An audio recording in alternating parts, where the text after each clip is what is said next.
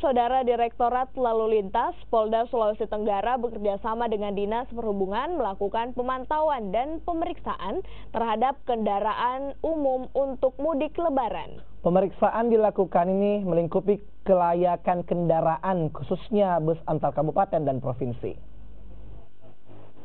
Pemeriksaan dilakukan di berbagai perusahaan angkutan kota antar provinsi yang ada di wilayah kota Kendari. Pemeriksaan kelayakan kendaraan diantaranya sistem kemudi, sistem pengereman, penerangan, serta kelengkapan kendaraan lainnya. Pengawasan dan pemeriksaan fisik bus ini dilakukan untuk memberi rasa aman kepada warga yang akan mudik Lebaran.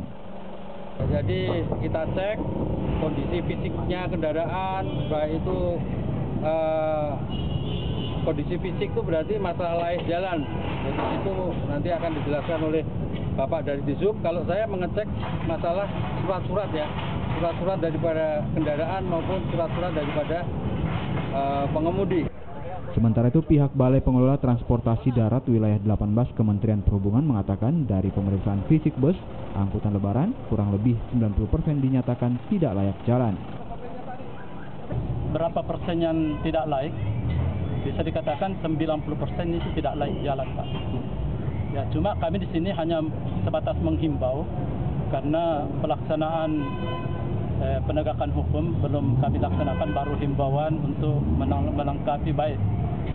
Untuk memastikan kendaraan angkutan umum layak digunakan, pihak pengusaha angkutan diimbau agar segera memperbaiki sarana angkutan mereka sebelum dilakukan penindakan berupa pencabutan izin trayek.